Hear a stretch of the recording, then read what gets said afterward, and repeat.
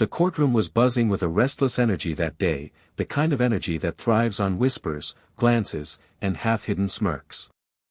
From the very moment the Black Army general walked through the heavy wooden doors, it was as though the atmosphere shifted, not out of respect but out of mockery. Eyes trailed him, not with admiration for his years of service, but with a quiet eagerness to belittle him, to reduce his presence to a punchline. The shuffle of chairs, the murmured laughter under breath, the subtle nudges between people, all of it was charged with arrogance. His uniform, worn with dignity and marked with the quiet strength of discipline, became a target for sneers. They looked not at the man, but at the stereotypes they thought he represented, at the story they assumed they already knew. The judge leaned back, a smile tugging at the corner of his lips, pretending not to notice the disrespect while secretly indulging in it. A few officers at the side exchanged amused glances, their chuckles poorly disguised as coughs. To them, this was entertainment, a decorated man, stripped of recognition, reduced to an object of ridicule. The sound of laughter, quiet at first, began to ripple like a current through the room. It was not loud, not blatant, but insidious, gnawing at the edges of dignity, weaving a tapestry of arrogance that hung over everyone present. The laughter carried with it the weight of superiority, as if his very presence in that courtroom was some kind of absurdity. His medals, polished and gleaming under the light, drew more attention than respect.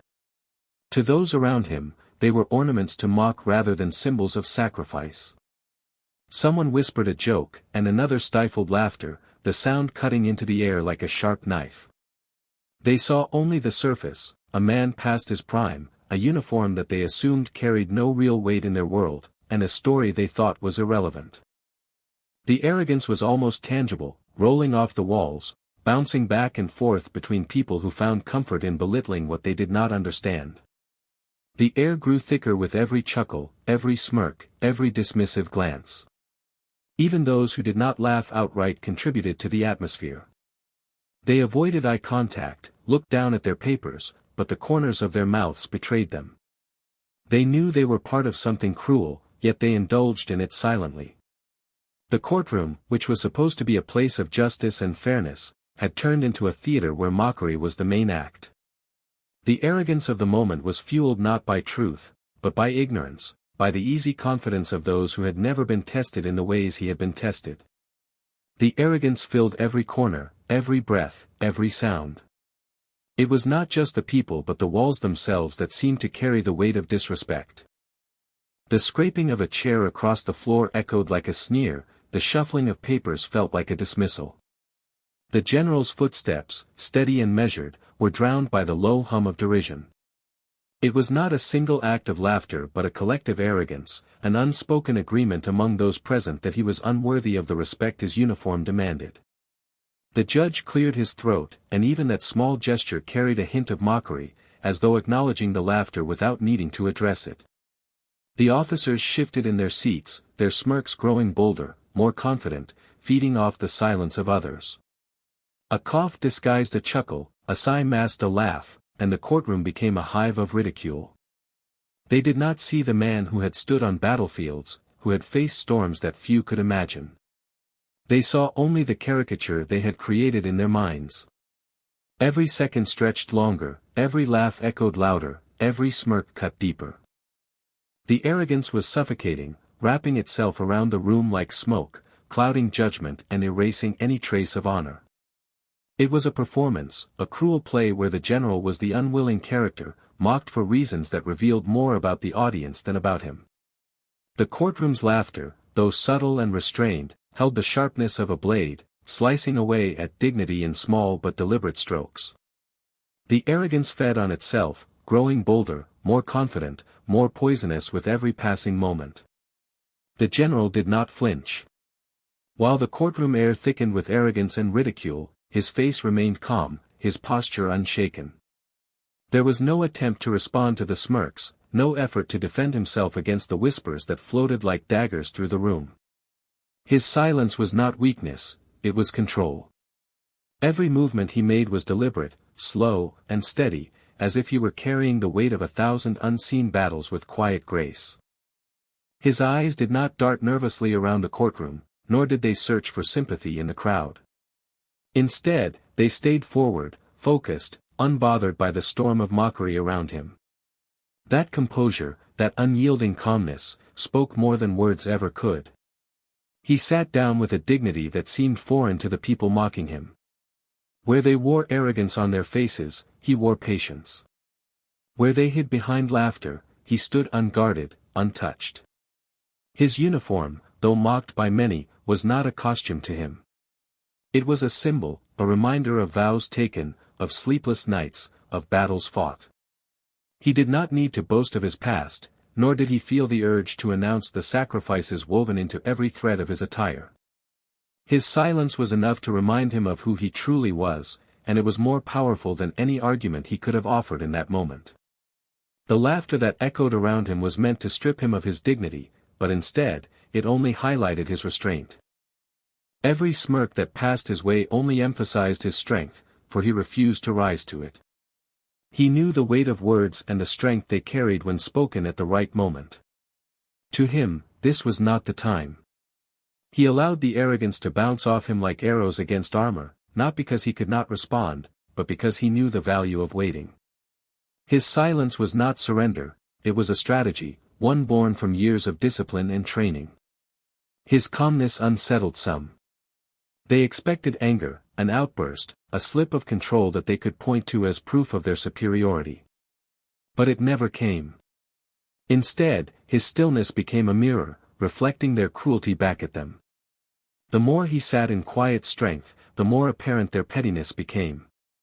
The calmness of his eyes, steady and unwavering, began to chip away at the shallow confidence of the room. The mockery grew louder at times, sharper, as if they were desperate to get a reaction out of him, but still he remained unmoved. He had faced storms far greater than this. He had stood in places where silence was not a choice but a survival tactic, where composure was the only shield against chaos. Compared to those moments, the smirks and whispers of a courtroom were nothing more than background noise.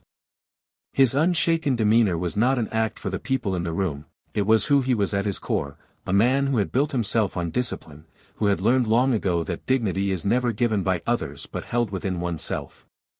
The officers who watched him began to sense it. Though some laughed openly, there were those whose eyes lingered on him longer, curious, unsettled by the lack of reaction. There was something in the way he carried himself, something in the deliberate stillness of his body, that did not align with the mockery they were trying to impose. He did not look small in that courtroom. He looked larger than the space could contain, as if his calm presence filled every corner, quietly demanding acknowledgement even when none was given. The judge, who had allowed the arrogance to spread unchecked, shifted uncomfortably at times. Though he would not admit it, the general's silence pressed against him. Every quiet moment that passed was a reminder that true authority does not need to shout. True strength does not need to prove itself through anger or defense. It is simply there, unmoving, undeniable. His calmness became a shield stronger than steel, and though laughter surrounded him, it never touched him. The ridicule hung in the air like smoke, but he remained untouched at its center, breathing steadily, waiting, unbroken. His silence was not the absence of power, it was the presence of it, restrained, measured, waiting for the right moment to reveal itself. Behind that calm posture and unshaken expression lay a lifetime of sacrifices that few in the room could ever comprehend. Every medal pinned to his chest had a story, every crease in his uniform carried the weight of countless nights when he had stood watch while others slept. He had marched through deserts where the heat seared the skin, through jungles where every sound could mean danger, and across battlefields where survival depended not on luck but on discipline and courage. Each moment of silence in that courtroom was underlined by years of noise, gunfire, orders shouted in the chaos of combat, the cries of comrades who never made it home. The laughter around him was hollow compared to the echoes of sacrifice he carried within. He had seen young soldiers under his command look to him for strength when their own had failed. He had been the one to stand at the front, taking responsibility not just for his own life but for the lives of those who followed him. Leadership was not a medal that glittered on his chest, it was a burden he had carried, often in silence, often without thanks. For every ribbon awarded to him, there were unseen scars, both on his body and deep in his heart. Yet those sacrifices were never spoken of, never broadcasted, never used as a weapon to demand respect. They were his truth, lived quietly, endured privately, borne with pride. The mockery in that courtroom could never erase the moments when he had stood in the face of fear and refused to break. They did not see the nights he had gone without sleep, listening for danger in the shadows. They did not see the moments he had written letters for soldiers who would never return, his hands trembling as he tried to capture the last words of men who died under his command. They did not see him carry wounded comrades on his back while gunfire rained down, or the way he had forced himself to keep walking when his legs screamed to collapse. To them, he was just another man in a uniform. To himself, he was a survivor of battles they could not even imagine. His decorated service was not about the medals alone but about the values that defined him: duty, honor, sacrifice. Every time he placed that uniform on his shoulders, it was not just fabric stitched together, but a reminder of the promises he had kept, the oaths he had sworn.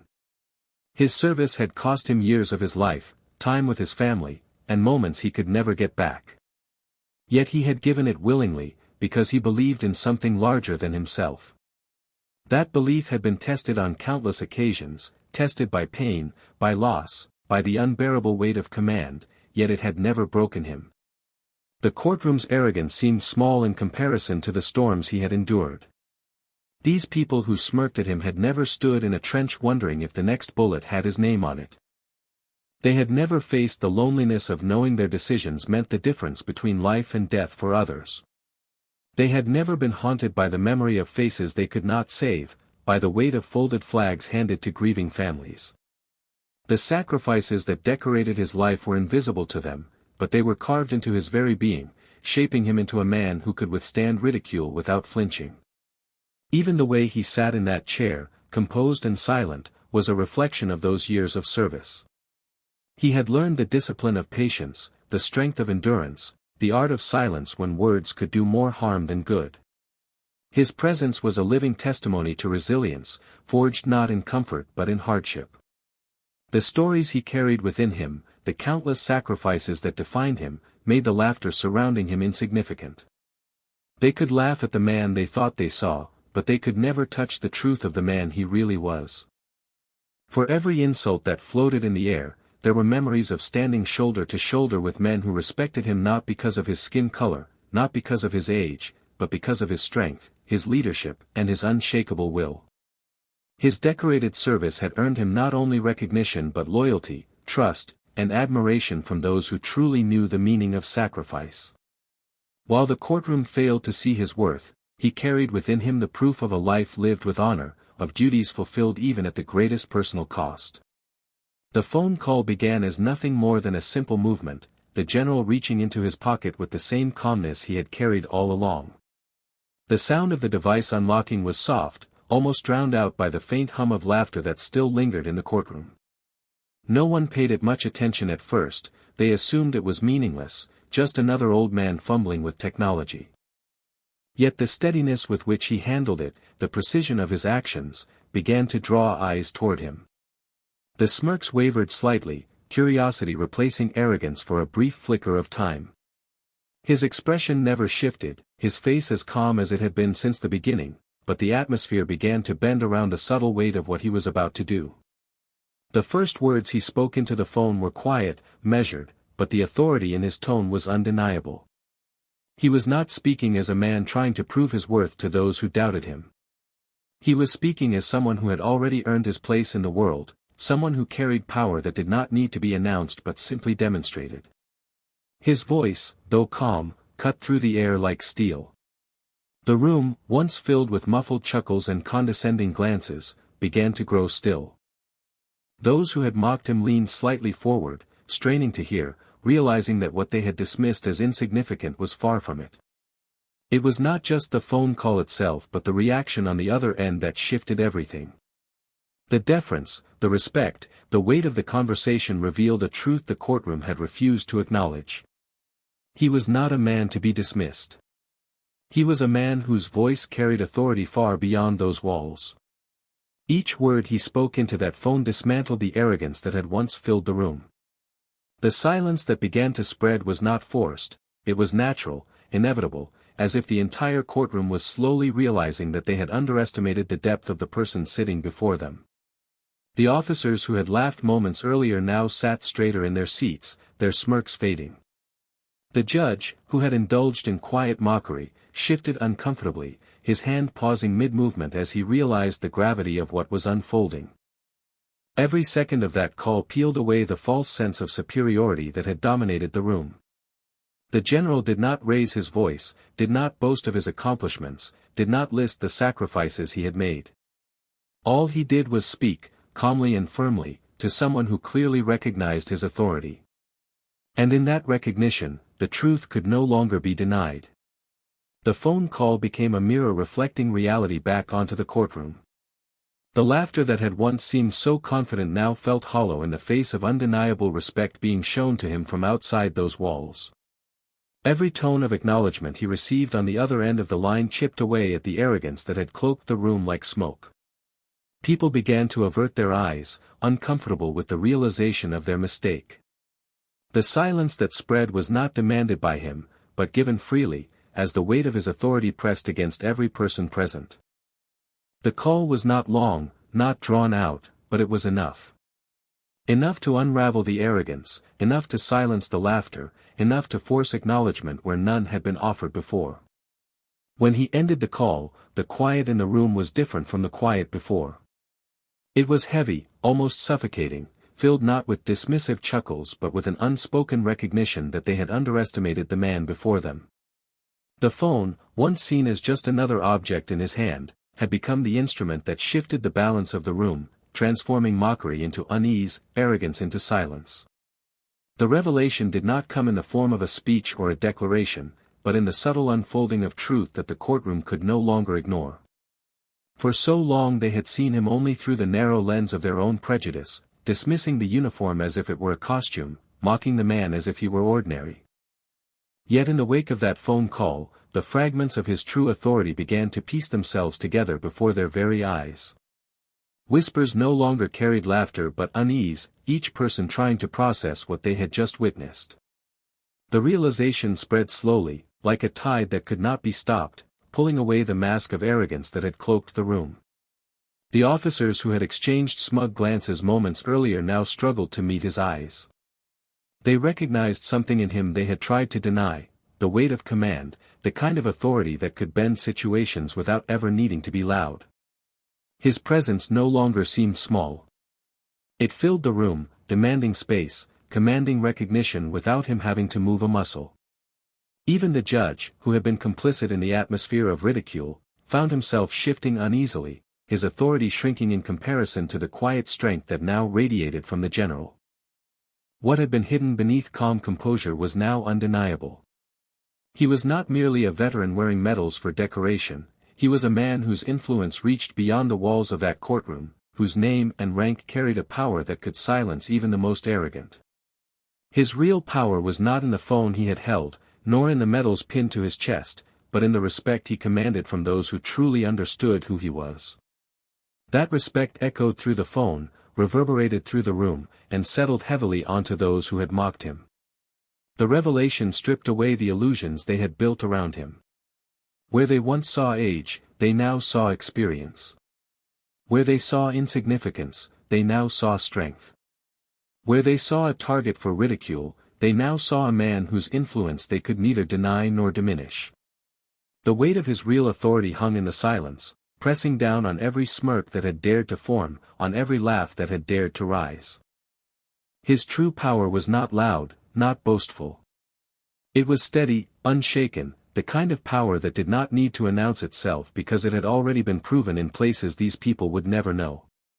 It was the kind of power that came from years of service, from sacrifices that could never be erased, from a life lived in commitment to something greater than himself. That was the revelation that shifted the air, that silenced the arrogance, that left the courtroom in quiet awe and growing regret. Those who had ridiculed him now found themselves facing the truth of who he really was. Their laughter, once so confident, now seemed foolish, almost childish in the presence of a man who had endured far greater challenges than their shallow mockery. They had tried to strip him of dignity, only to find themselves stripped of their own composure. The revelation of his real power was not just about rank or authority, it was about the undeniable presence of a man who had earned respect through action, through sacrifice, through unshakable strength.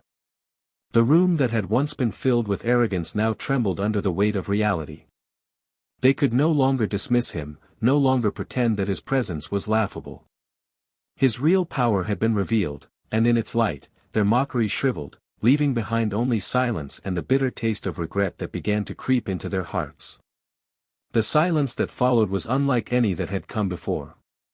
It was not the quiet of indifference, not the pause between bursts of laughter, but a silence thick with realization, heavy with regret. The arrogance that had filled the room only moments earlier dissolved into unease, leaving behind an emptiness that no one dared to disturb. The same mouths that had curled into smirks were now pressed shut, their laughter caught in their throats, their confidence shattered by the weight of truth that had unfolded before them. The officers who had once leaned back in their seats with smugness now sat upright, their expressions stripped of amusement. Their eyes, which had once been filled with dismissal, now carried something closer to respect, or at least recognition. They avoided glancing at one another, as if ashamed of the mockery they had shared. Every cough, every shuffle of paper, every movement now carried the awkwardness of people who realized they had gone too far, that they had laughed at a man who stood far above them in both dignity and honor. The judge, who had let the room slip into arrogance, now found himself unable to meet the general's steady gaze. His gavel, which had once been a symbol of authority, seemed small, meaningless compared to the silent command radiating from the man before him. He cleared his throat once, then again, but the sound only seemed to deepen the discomfort in the room. The silence was no longer just absence of noise, it was a presence, pressing against every corner of the courtroom, reminding them of their cruelty, magnifying their shame. Regret moved through the air like an unseen current. It clung to the people who had laughed, weighing down their shoulders, making every second stretch unbearably long. They had mocked a man without knowing him, without caring to see beyond their prejudice, and now they sat trapped in the reality of who he truly was.